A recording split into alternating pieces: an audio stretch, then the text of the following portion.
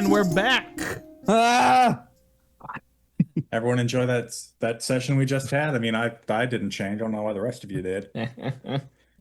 Quick change. So yeah, we are here to talk about episode 7 of Tales Unwritten. Covenants is what it's called, I believe. And it's a short episode, but you know, I think it's definitely packed with stuff. Yeah. Can't argue with that. Also, Jesse's high right now. He's medicated. He's medically medicated. I do not want to see this in a court of law. I'm recovering from surgery, and it is very funny that I am medicated while Maud keeps trying to get high in the episode. I didn't realize that until it was pointed out. You use quotes even though you are medicated. But yes, welcome to Tales Unraveled. It is welcome to Tales Unraveled. My client has nothing to say about his current physical condition. Yeah, well, yeah, Quinn's inner lawyer is bursting out, screaming.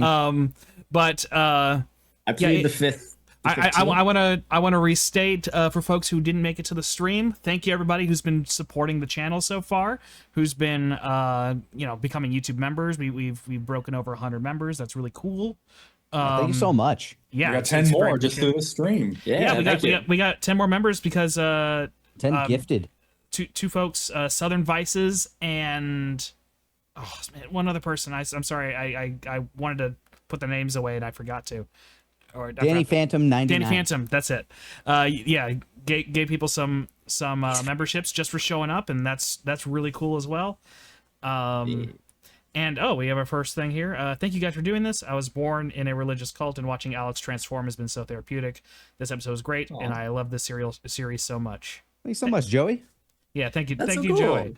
I'm glad you were able to get out of it. As someone who was also raised in like a very culty version of Christianity, I get it. It's a mind fuck. Yeah, we deal with a lot of subject matter that like I at least get people on my Instagram and stuff talking to me about like how healing it is and how like cathartic it is to see people like not only just talking about it but also like working through issues and stuff. And I'm like, yeah, no, D&D is like kind of therapy in a way.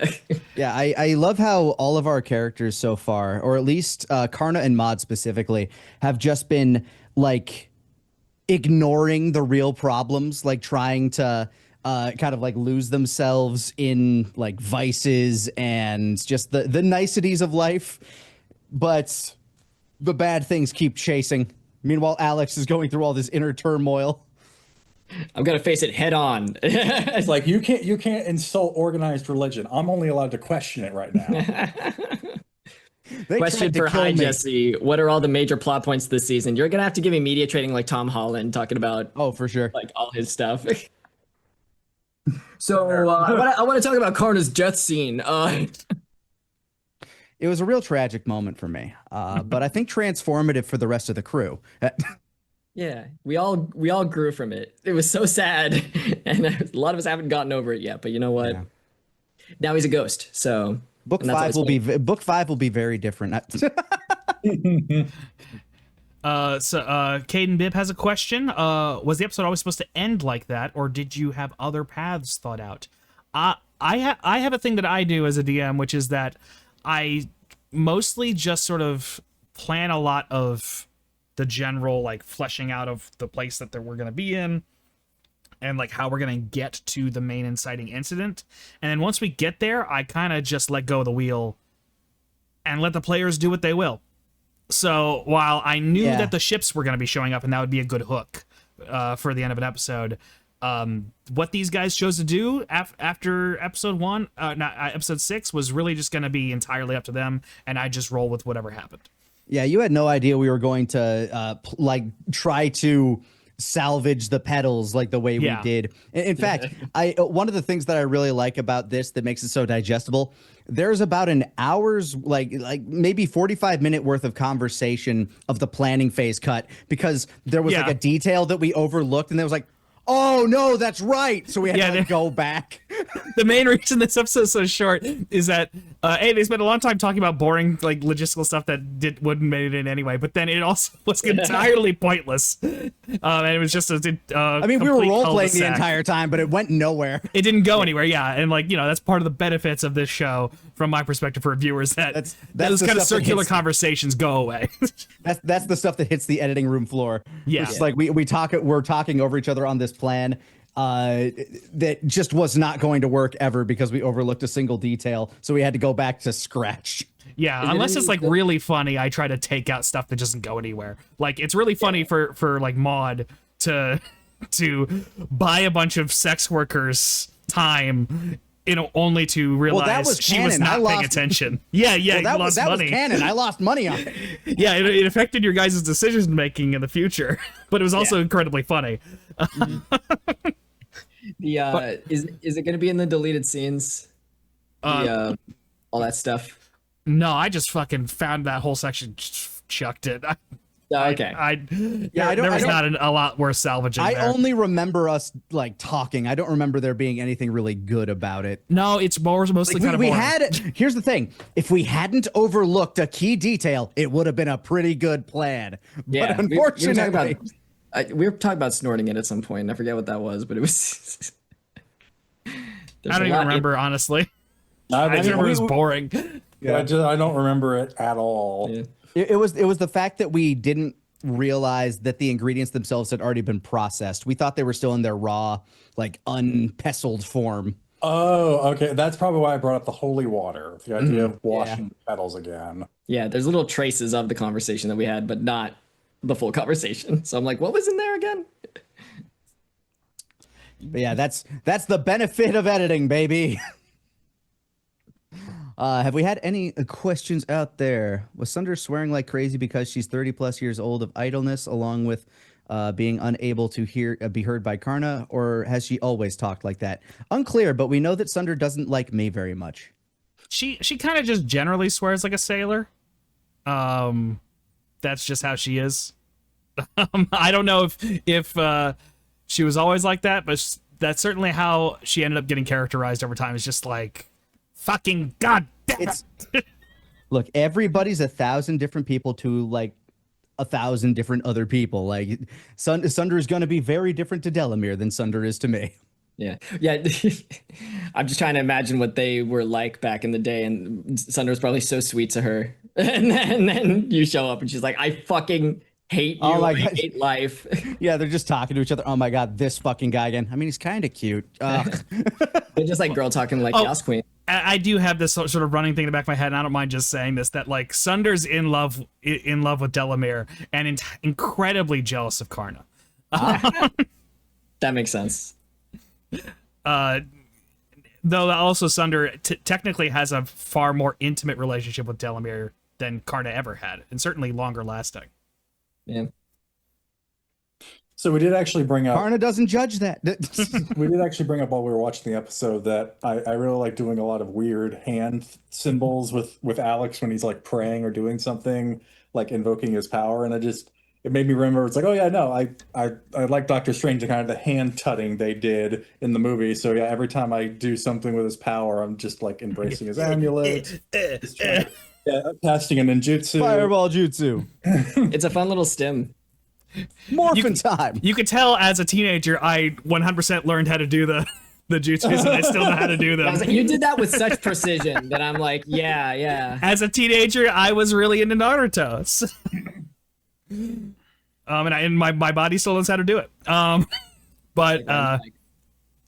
Question for Karna: how does he feel about violence, given what Sunder said, as well as the situation he finds approaching, as well as how it correlates to his past? I feel like a lot of that's going to get covered. It coming will up, throughout but- this season a little bit, and obviously in further seasons. It's impossible to avoid conflict entirely in D&D. Well, maybe not impossible, but Not there are possible. certain situations where you just kind of get backed in a corner. If there's any DM like amenable to you avoiding combat, it's been me. But One of the things that Sunder hates about Karna, which might also be a thing that Delamere loved about him, is that he is entirely a pacifist. He sucks at fighting. Even in my like, and I kind of took this from my origin story, where my first bit of combat went very poorly. I essentially should have died in my episode 0, because Karna is not a combatant. He doesn't like fighting. It doesn't suit him. Yeah, he is a very peaceful person who wants to resolve things as peacefully as possible. He doesn't want to bring pain. Yeah, well, and then, you know, Sunder also just sort of sees it as, I mean, she's, again, sort of, she came from being at Delamere's side, and Delamere was like, someone's coming for my home, I'm gonna kill those motherfuckers. And Karna, meanwhile, just sort of puts her at his side, doesn't use her, and then goes around singing songs. After, and from her perspective, that's like, what the fuck is wrong with you? We should be fucking people up.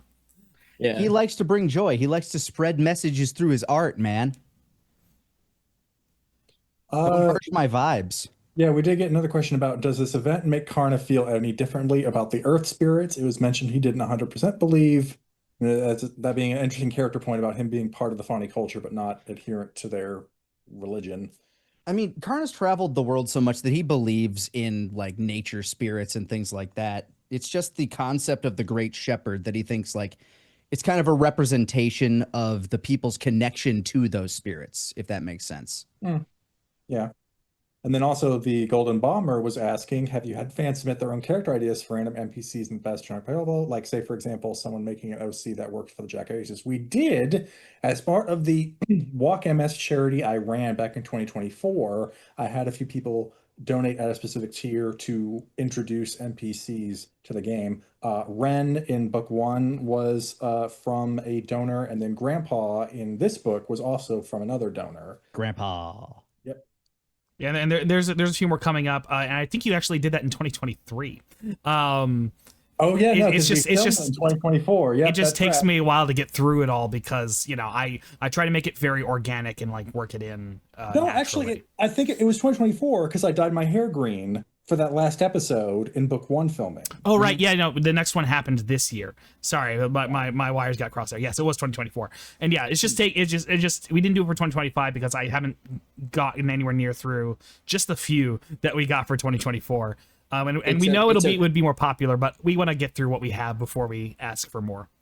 Yeah, of course. It took years to mold Grandpa. You know, he needed some time in the oven. Grandpa came, like, the bit came from Throne of Cypher, I believe.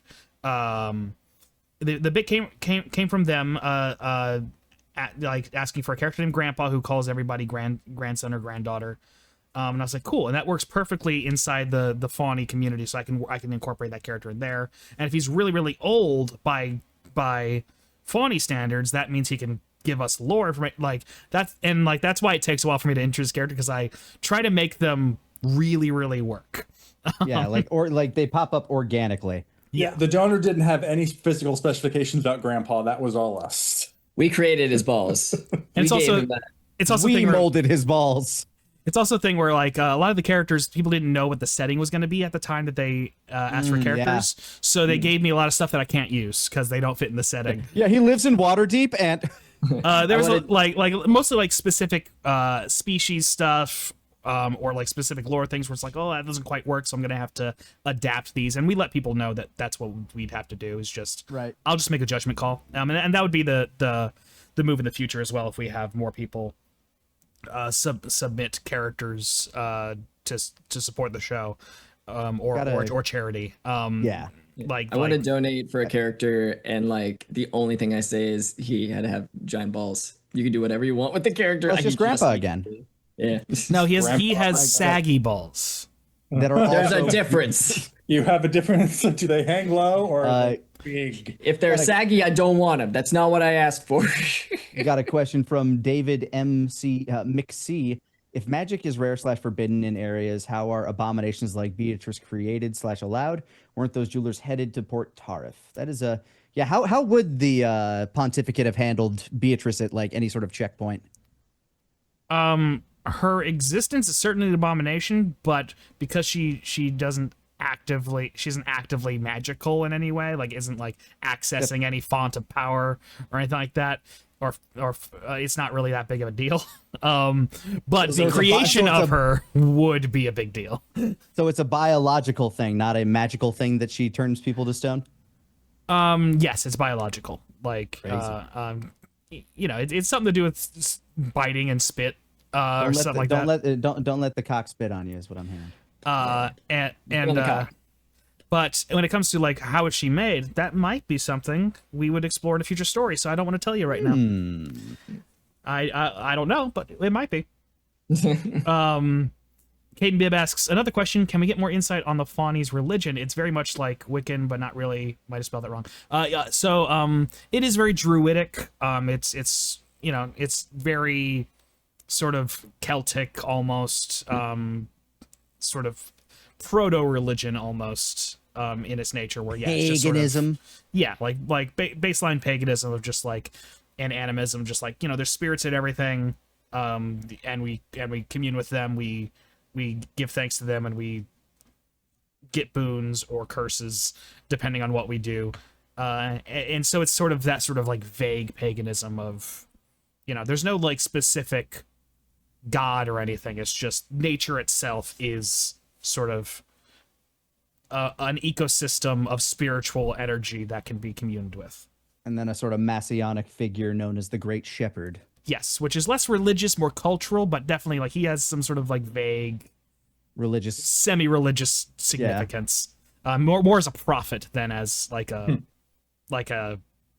you know, god or anything like that. Yeah. Messianic.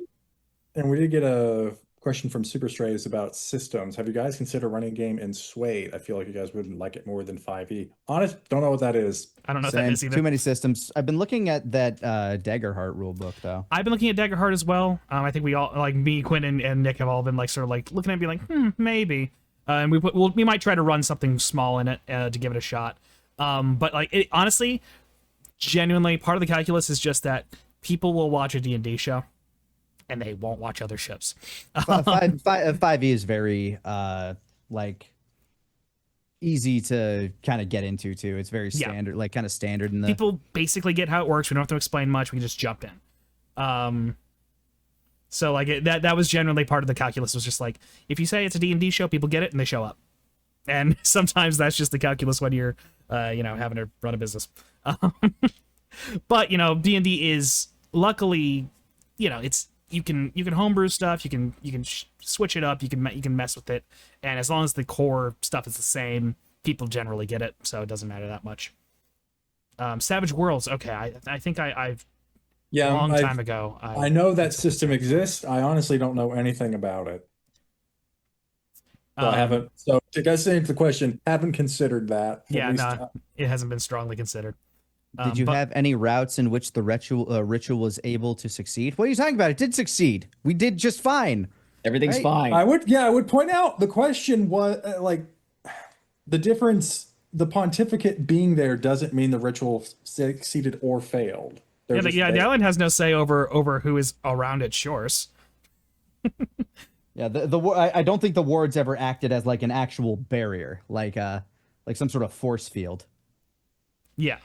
It's more, you know, it's more of a thing if someone were to step onto the island, what would happen? And who knows? I guess we'll find out.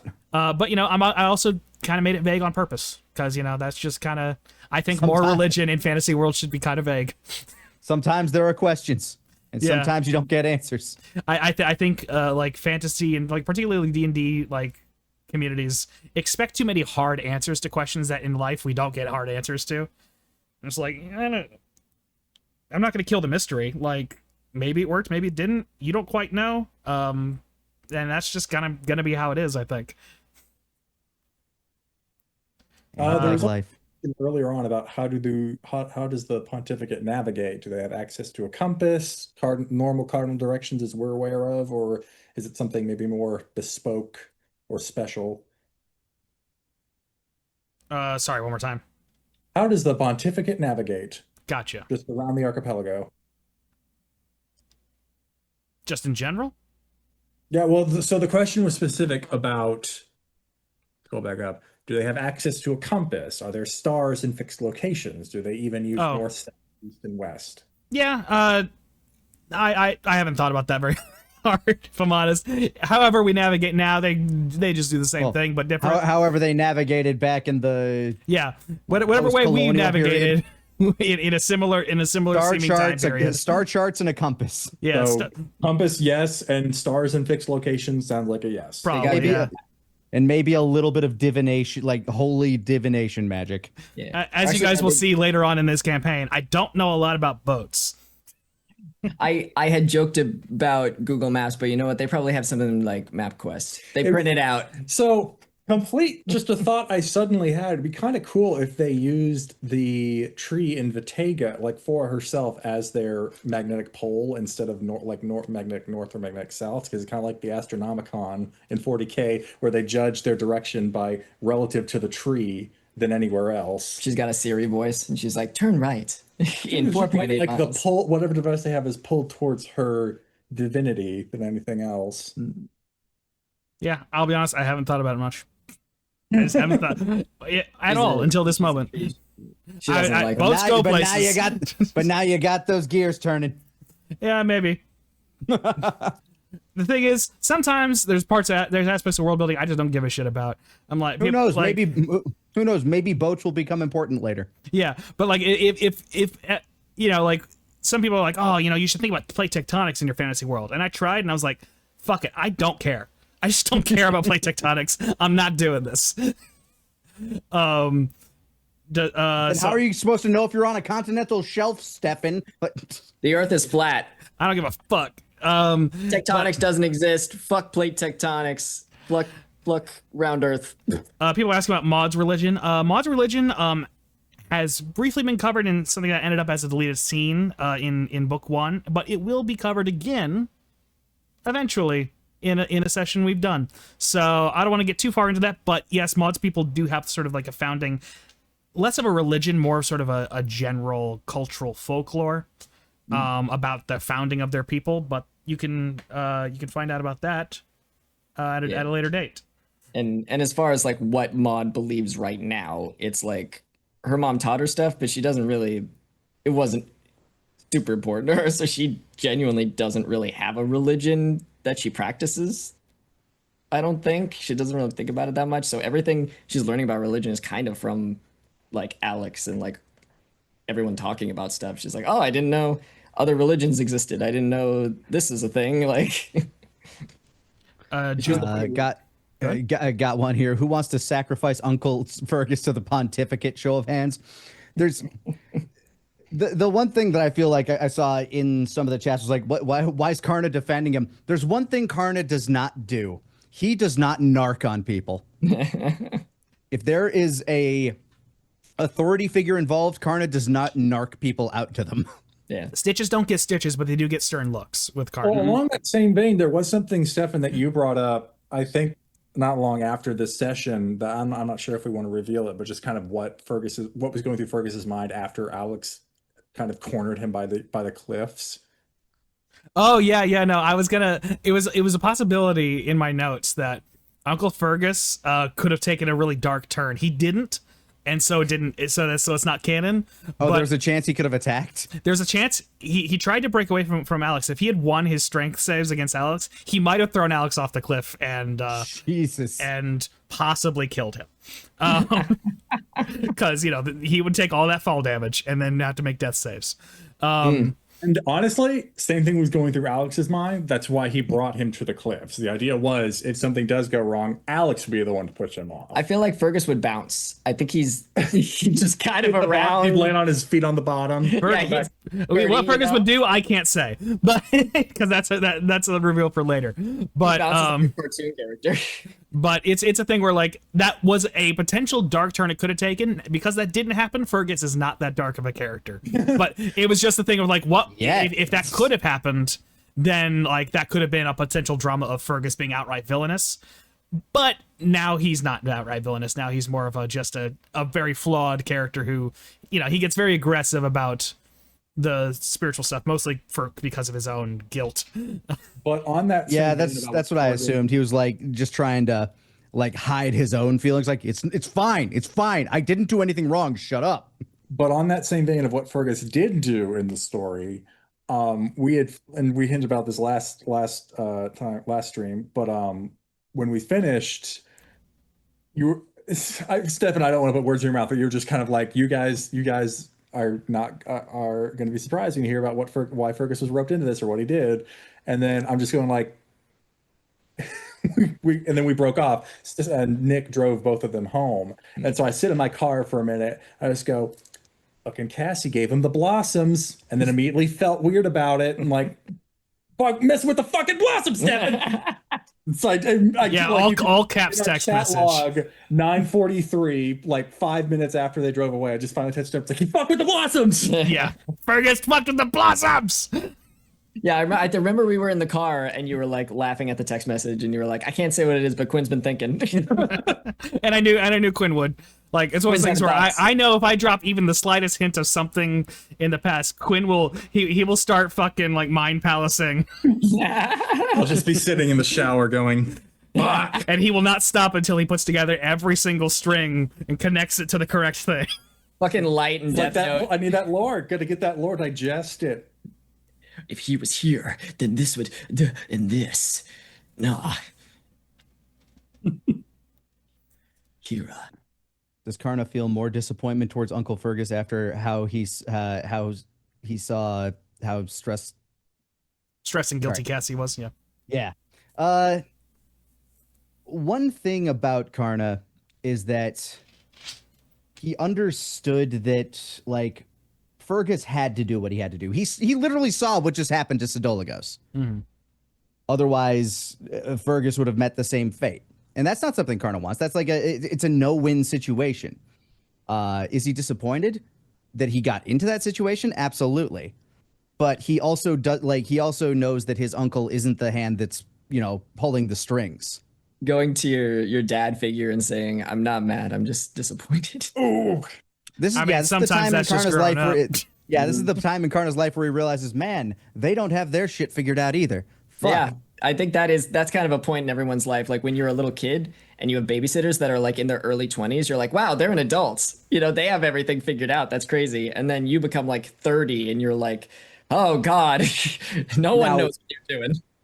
Now, what that moment did do was when everybody was like gathered around, like trying to put the blame game out there after he had comforted Cassie, it did make him realize that pretty much all of this is his fault. So he doesn't want to go the route that Uncle Fergus is going. So he decides he's going to let everybody know that this is my fault. Like that's the decision that whole situation made him do.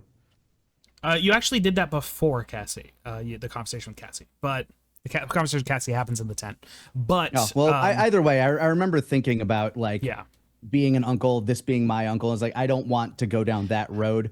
I definitely intentionally picked the character that influenced Karna's personality the most. Yes. In order to strengthen the themes of the play, like where Karna could go. It like the worst case scenario of like Karna being sort of just not trying to get involved in the rest of the world's politics and like their situations. Just being aloof and trying to live a happy life. Yeah, it just doesn't work that way. Yeah, you're not allowed to live a happy life, Karna. Fuck you. Well, you're not allowed. You're You're not allowed to act like you're separate from the rest of the world's problems. Not allowed to act like I'm above it. Yeah. So speaking of the world, Roulette was asking a bit earlier, what concepts do you find important to flush out in the fantasy world? I mean, I imagine Stefan, that's directed at Hugh, but if maybe all the GMs in the chat could speak up. For me, I definitely focus on why are we here now? What made the setting what it is? And sometimes that involves getting really anal about details, which might be a bit too much for average people, but I always just like thinking about why are we here? Why is this the most important thing worth playing through? That sort of thing. I focus a lot on like character stuff, like why does society work this way? How does it inform the story of all the characters we're with? And not even necessarily like why is this the most important thing for me? Because I like living in a fantasy world where you're not that important. because it makes the world feel so really big and real to me. Because we're not the most important people in the world, in this world. And so when like these characters show up and they can make themselves important to the world, but the world isn't going to treat them as important without them earning it. And so like I just try and fill out the dynamics of the world, like between people more than anything else. Like cool like stuff about the world and like environmental stuff and like is the planet different in some way can be interesting, but only if it's informing the story somehow, and the story is the characters, and everything else is just there to help tell that story, which is why I keep a lot of the world building for this specific setting really loose until it's time to lock something in, so that I can change something, tweak something to better tell this story, and then like things will get locked in when it matters to lock it in. Anyone else have any thoughts on that? I don't know. I wanted to give you a chance to answer, Nick. No, I'm good on that. Like Okay. most of the time when I'm building a world, I build it around my characters. I'm a DM where like, yeah, the characters like will start off small. Just, maybe they have some station within the world, but ultimately relatively unknown. And then as they, go up in level, you make them more important to the powers that be. Like that just feels kind of natural as progression goes, though. Impresh asks, you don't consider wind currents in the world building? No, I just don't care. I tried to Fuck care, it, fucking and I win. don't. If the wind currents were the result of the cloud giant overlords bashing down the cities of the humans, then I would consider it. We got to make And the most iconic detail stuff. the most detail I would give is that it's different than it was before. Yeah, we just need to make plate tectonics part of like Mod's backstory or something, and then you'll care about it. Yeah, speaking of, we actually, well, not of wind currents, but of world building. North Countryman was asking, why use bits as the currency? I just needed a name for the currency that wasn't fucking gold or silver or platinum because I don't like it. Did you not want to deal with like the different conversion rates between silver and gold, and therefore just add one? No, I hate that shit. Give me numbers. Or math. 1, 2, 5, 10. That's all I need. I don't need the different fucking like coin Let's see, I have names. 10 copper. How much gold can I get with that? Oh, none, but I can get a tenth of a gold piece. That would have gotten me to pay You attention. can get 1 silver for that. But fuck the oranges stuff where it's like, if Bobby has five And this one's like, so this other question has popped up a couple of times. I'm not sure if it's from the same person, so I apologize for not bringing up your name. But when it comes to the elves, do they have their own culture, or are they just created as kind of an offshoot of humans? Elves are sort of inherently a diaspora. Like they're simply humans who look different and have different lifespans due to factors that have not been revealed in the story as of yet. There is a reason that I do know, but it has not come up yet in the story. Even as far as we've played so far, at least not heavily. So it's a thing where they don't have their own culture. There may be like elves that have found each other and formed sort of communities together and whatnot, but there's not a vastly different culture, at least here in Bastion. Before it was no just kingdom of Bastion, elves. like everything else. Who knows what there could have been? Like what if people like sort of ended up gathering somewhere over time, and there was like a kingdom or major city somewhere. But on Bastion, no. Book 6 is all about plate tectonics and elves. It's book 5. Alex vivisects an elf. Gotta know. I gotta know. Tell me all about it. And people pointing out like the Twitch thing with bits. I use Twitch so little and think about Twitch so little that it did not ever occur to me The bits. that it was a. Oh, that it no, was a- you can totally load up our wallets. Just, start giving us bits. We'll definitely remember next time we film to give us the coins. That would be a wild thing to do. To be like the amount of money you guys give us will be an exchange rate for money that gift goes to the player. Yeah, it would also be impossible given how we produce the show. Oh yeah, no, that would happen like a year later. That said, if you want to give us money a year later, that Yeah, just I'll let you when I'm streaming. I'll let you guys know when we're filming. That way, you know when to give bits. That's when we can fill up on the wall. Someone shows up with Raining a money. big check for Alex in game. Big, huge. It just says Twitch, and I was like, I don't know where that's coming from. Joey the Horror Boy asks, what would someone in the pontificate do if they gave birth to an elf? That also might be something that could be answered in the story, but we all at least know that some people throw them in orphanages. Yeah. Because that's how we learned about the elf thing in the first place, was because of Violet in the orphanage and having been abandoned by her human family. Was it? No, it wasn't Joseph. I'm remembering a Bible. Speaking of a religion, I'm thinking of a thing where they were trying to hide a baby and they put it in a basket and they go down the river. That's Moses. That's one of the big ones. I was like, one of the big ones that a cartoon was made about that I watched a lot as a child. Prince of Egypt? Yeah. You are so high. They're just slaves. On medication. On medication. Oh, that's gonna be fun out of context. Jessica Walters wink. She just kept singing "Deliver Us" over that whole exchange. But You will when you believe. I'm a guy who's also here. Sorry, Jeff Goldblum's in the movie. Oh god, yeah, Jeff Goldblum was just Oh, guy. I thought you were doing Pinocchio. Father. Father, why can't I go out on my own? When is the beach episode? I don't know. Beach maybe, episode. maybe. Actually, no. There's a beach episode coming up. Kinda, yeah. There will be a beach episode. I think there's more than one, Yeah. even. And it's where we give the cat cocaine. But yeah. Sometimes you gotta. Trying to see if there's any other questions people are asking. Are there giants in the story? Maybe. Stay tuned. Let me also check. I'm just checking on all the Well, we questions. did get an implication about plate tectonics being something that exists because someone brought up. Oh, they exist. I just don't care. Well, I'm just not going to consider them. Plate tectonics cares about you, even if you don't care about me. I was legitimately trying to work it out, and I just realized partway through, it's like, this isn't information that matters. It doesn't Now actually it's matter. so important to me. Personally, I didn't give a shit about it, but now that I know that you don't care, I'm like, you know what? It's a whole big part of my backstory now. Did Alex empathize with Chloe when she said it was more feeling? That also seems to be mostly happening with the goddess in book 1.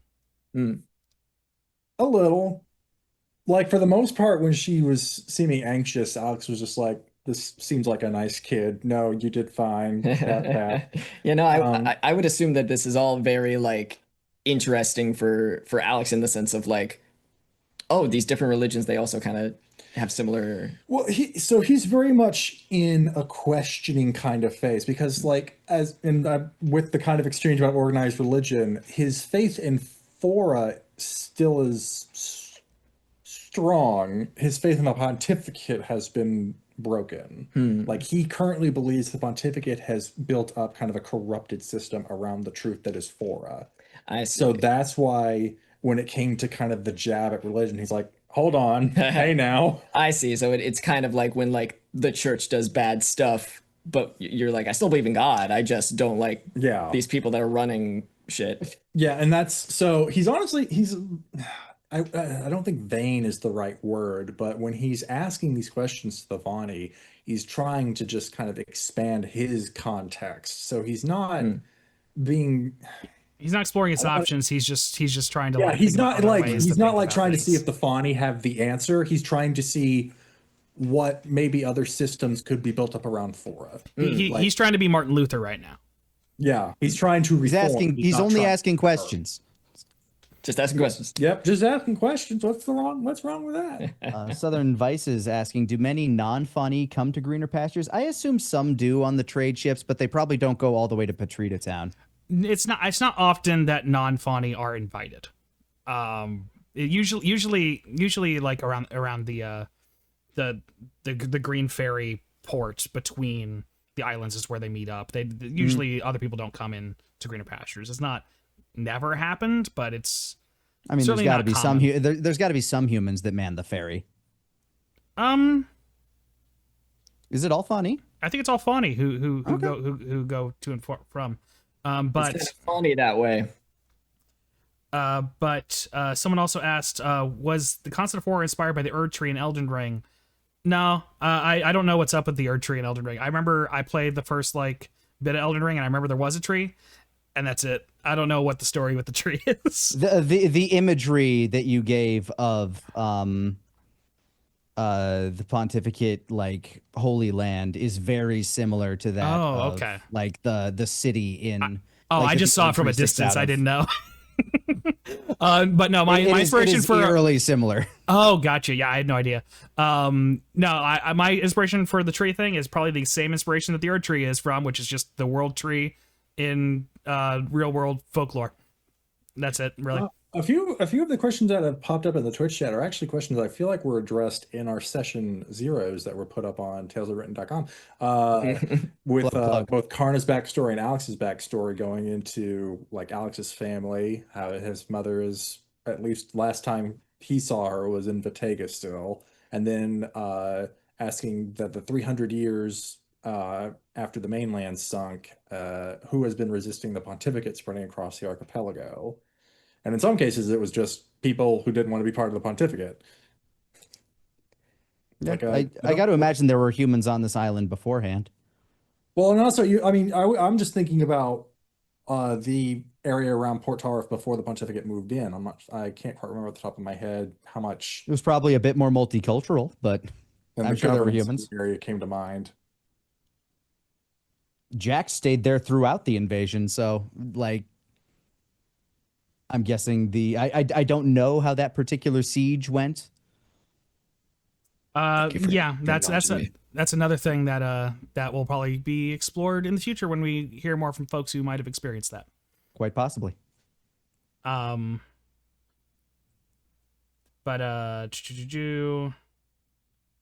Yeah, I was just thinking about the green fairy thing because I think it's from a I heard like green fairy as in a fairy, and I was like, that's from a musical where they drink absinthe. We should be lovers. yeah, no, it's Green Fairy is in a fairy, like the Staten Island fairy, Jesse. Or the Buckleberry To put it in context Fairy. that you understand. Oh, like Staten Island. Okay, Yeah, let's go to the trash place that's now a park. get some lemon ices.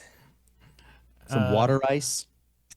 We call it different things, Water. but all of it is stupid. It doesn't matter It's all what bad. flavor. It doesn't matter what flavor the ice is. We call it lemon ice. So if you want a chocolate ice, good luck. Staten Island's such a bad place. You were about to say sucks. I had to qualify. But that's the thing, is like, I lived there for 7 years. It fucking sucks. But if you say it sucks, I'm like, hey, fuck you. We can say it. We live there. We love our potholes and our garbage men. Not garbage men, garbage men. What happens to folks whom try to enter greener pastures without permission? I guess we'll find out, won't we? I think mostly they're just politely asked to leave. Spoilers, Stefan! Spoilers! Karina's got a In shotgun. most situations. Spoilers! Hello. Please go. Oh, thank you for the bits for Mod's Weed Fund. Yeah. Not bits, but Twitch bits. Twitch bits, yeah. Moulin Rouge, thank you. I was trying to remember the name of the musical. Oh, that's the musical we were talking about? Yeah. Oh, wow. Yeah, I Us. guess that is the Green Fairy. I knew it started with an M, and I remember it feels like a dream. Obi-Wan like Elves. Kenobi's just singing at a pretty lady. And then they died. Only one died. Which one? I'm not spoiling. The Australian one. No spoilers for Moulin Rouge. It's the one that really likes the movies, like really. Really likes them. Someone asked, what would each player Herman. character's Pokemon partner be? Far-fetched. Oh, sorry. Wait. So the question is like, what are Who would Maud's Pokemon partner be? Like what's Maud's Pikachu? Ooh. Honestly, I think it would be like a Rattata or something. You know, like a little guy. Rattata? Rattata. I'm high. Ratatata. I thought Raticate, and I was like, what's the pre-evolution of that? You're high. Think about it really hard. Rat-a-tat. Not Meowth or I don't think she'd Persian? hang out with another cat. I think that'd be drama. You know, like cats don't get along with other cats. What about A another lot of- water-based one? Like the otter one from Black and White. Yeah, though I'm thinking of the same one. I don't remember its I don't remember name. what that one's called. Oshawott or something? Yeah, Oshawott, you're right. Oh, I was thinking of like the orange one. Oh, like I see it in my head. I could think of a couple that might work for Karna. It would Yeah. either be Loudred, because it's a big screamy boy, or at this point, due to Sunder, maybe Hone Edge, the ghost sword. Yeah. I could also see if Karna just wanted like a little buddy to be artist with, the one that has a paintbrush for a tail. Smeargle? maybe. Is that one? Yes, I could see it in my head, but I stopped playing before that point, so I know nothing about that guy. That doesn't show up well. Okay. Look at this screen on the Could, screen. it could also be Whismer, just because it's smaller and more adorable. Yeah, yeah. But yeah, Jesse, paintbrush for a tail. Are you talking about Smeargle? Yeah, Schmurgle. I like the idea of a bunch of artists hanging out together, and like if you like different art, you know, like this one sings, this one paints, this one makes hentai. This one. Chatot would also be another one. That's the music bird, isn't it? Yeah, yeah. Like I think any little bird guy in general, I could see Karna having like a little bird friend for some reason. I don't know why. Yeah, steering away from questions feels like we went through all that. One of the things that sort of we ended up stumbling on a bit, that I decided to follow through on in the next episode is just like, we opened on a dream with Alex in book one, in the beginning of book 2, and that was just because like I felt like it was a good place to start before like waking up in greener pastures. And then it's like, okay, well, we have that hanging Chad sort of thing with Sunder, so let's go back and do Sunder, and then I can use that to like bring it into the theme with Karna, and like, and that works out. And then next one, I ended up after that being like, okay, well now Maud needs something. I've done one for each character. I gotta keep it going. And There's a little peek ahead for you. And for the episode that will be live for members directly after this, and patrons directly after this stream ends. But it's a thing where I feel very lucky that like we ended up really delivering on like the episode 6 begins with Alex and ends with Alex, and then episode 7 like begins with Karna and like sort of ends on a note of like finishing off like Karna's sort of this thing with Uncle Fergus. It's like Uncle Fergus is like a dark reflection of like where Karna could go with his lack of interest in what's happening with the rest of the world. And then yeah, like we end up, I think, also following that up really well in the next episode as well. I'm just like, God, it's so nice when that just sort of works out. And I don't know if that's all of our brains working together to like make it satisfying, or if it's just serendipity, but I'm really happy with how it turned out. Like where it's what we'd want to do in a script, and I like when that happens. Yeah, you and I were talking privately just about like how we kind of treat it like screenwriting. And it's interesting to me. I'm like, well, people don't do that. You know, like when they play D&D, they don't treat it like they're watching a movie. Yeah. That's And, interesting to me. And but generally it's not something the front of my brain is thinking about. So when I later I go back and go, oh, I didn't even realize I did that. That's cool. Yeah, I think it's so Well, that baked works. into us that we don't notice when it's happening, and then when we go back and watch it, we're like, oh, that worked out Hey, really well. that was a smart decision. Good job. Southern Vices, thank you for gifting another 5 memberships over on YouTube. You guys will be thank able you. to see the episode early. Yes, all those people. You guys get to go watch the episode early. Thank you. And I think we're actually going to wrap this up right about now, unless anyone else has anything else they want to talk about. I'm just going to prep to go play some more Baldur's Gate. I've been getting in a D&D mood because of all this, so I've been going through a Dark Urge playthrough, so I'm going to set that up. All right. I'm gonna take a nap and eat a sweet treat. I'm going to drive him to take a nap and then go to bed. I'm gonna not gonna Get back to work. gotta make this episode available to everybody right now. I'm currently doing it in this exact moment. Yeah. I get to hop on a plane soon and then continue editing on book 2. So we're all gonna be working. I say everybody, members and patrons. But yep, those Ooh, pay us. episodes are now available to members and patrons. Nope, check it out. It decided to schedule it. What else? on Patreon. Patreon is obsessed with scheduling things without me telling it to. Why are you so Well, do you obsessed with that? that's something we don't have to do in front of people.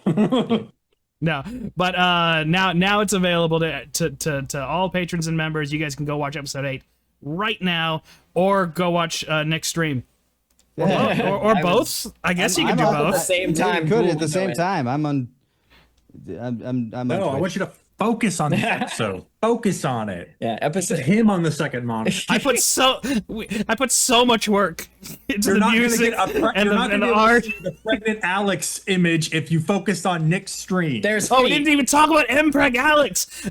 MPREG MPREG Alex. That's the name of this talkback.